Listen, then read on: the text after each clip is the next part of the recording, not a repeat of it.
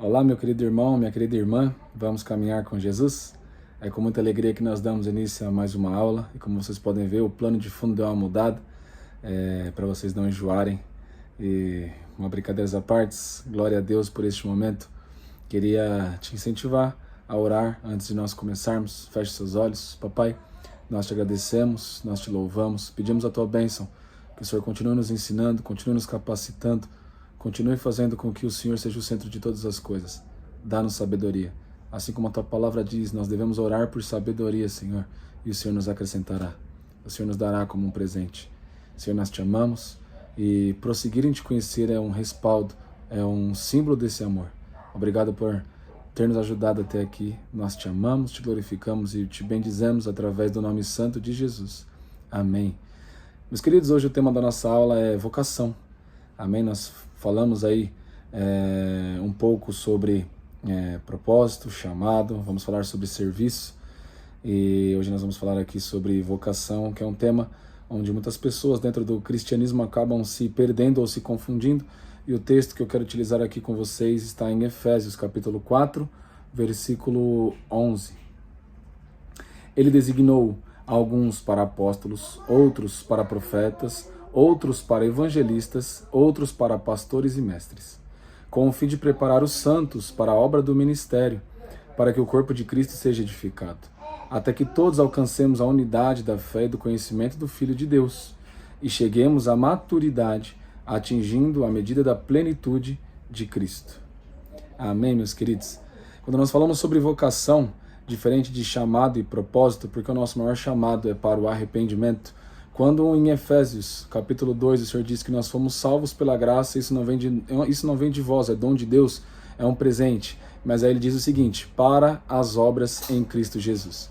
Então isso quer dizer que as obras no Senhor não são descartáveis. As obras do Senhor, mesmo que somos salvos pela fé, as obras para o Senhor contam, no Senhor, é claro.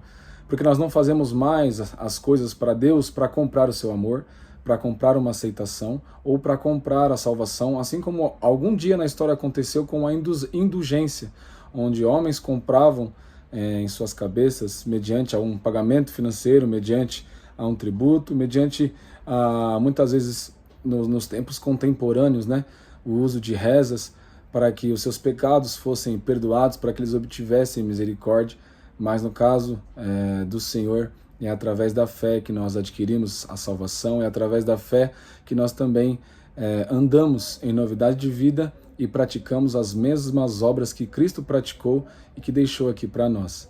Amém, meus queridos? Aqui no texto de Efésios capítulo 4, o Senhor vai separar os ministérios, dizer que existem pastores, mestres, dizer que existem pessoas para cada um desses ministérios que o Senhor acaba distribuindo, porque nós temos particularidades e individualidades.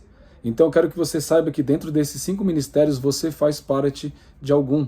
Você faz parte, talvez, como sendo um mestre, aquele que vai ensinar, aquele que tem prazer, aquele que tem facilidade em transitar no Antigo, no Novo Testamento, aquele que conhece o nome de todos os reis, aquele que fala muito bem sobre a história da igreja, sobre a história do povo de Deus. Então esse é o mestre que tem facilidade de ensino, que tem uma didática boa, e eu quero que você entenda que sobre todos os ministérios aqui, eu não vou me alongar a respeito de todos eles, mas tudo aquilo que o Senhor colocou dentro de você está em evidência desde a sua infância.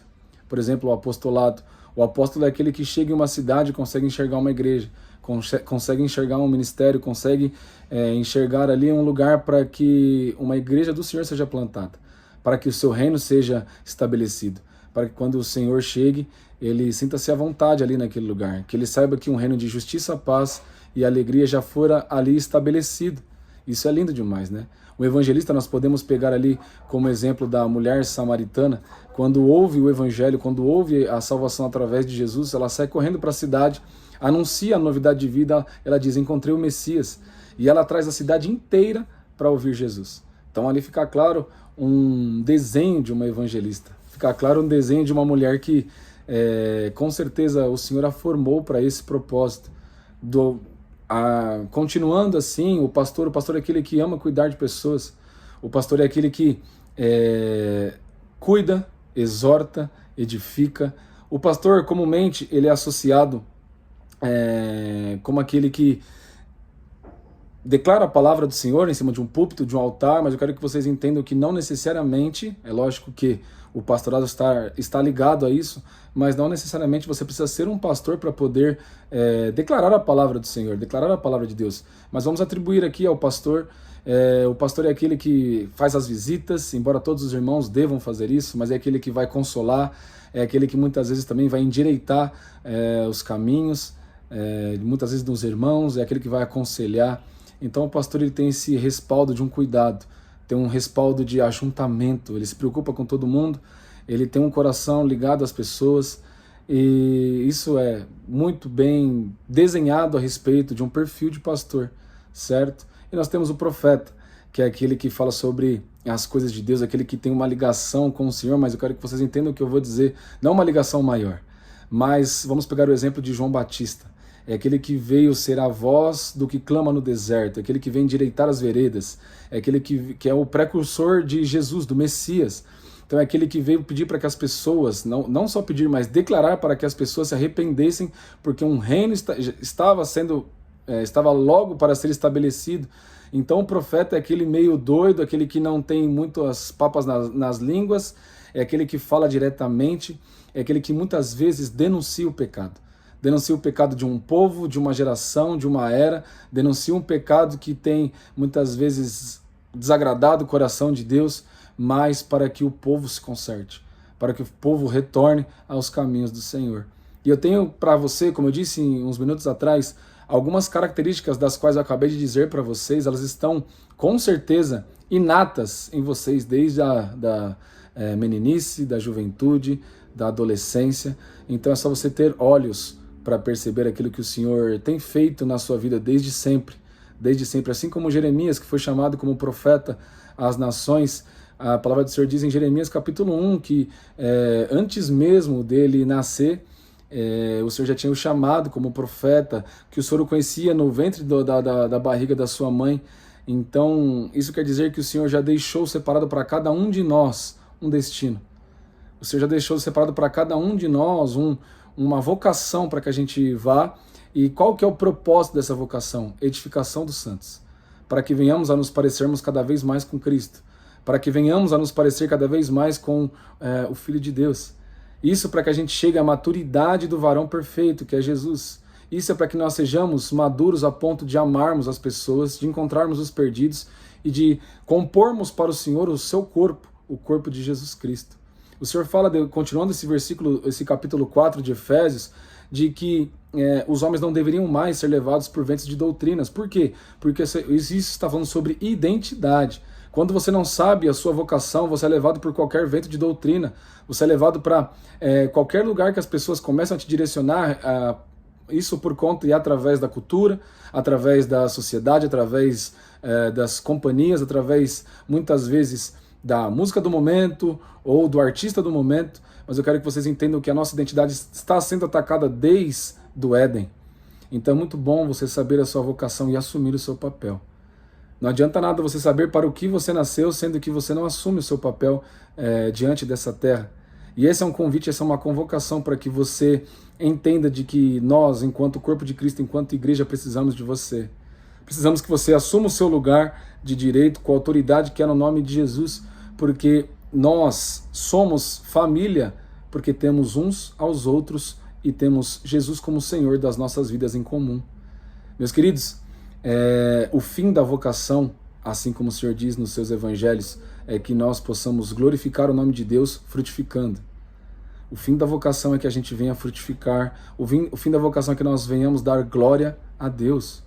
Esse é o real motivo de nós termos um chamado, um propósito, uma vocação e tantas outras coisas que vão pautar o nosso caráter e a nossa identidade e o nosso lugar nessa terra. Você precisa entender que descobrir a sua vocação é descobrir o seu lugar nessa terra.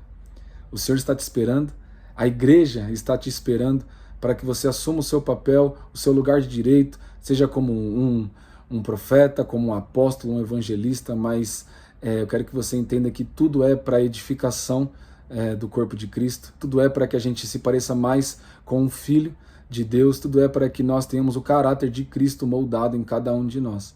E esse é o convite, esse é o chamado para todos, para que venhamos a exercer aquilo para o que o Senhor nos chamou e tenhamos coragem. Tenha coragem.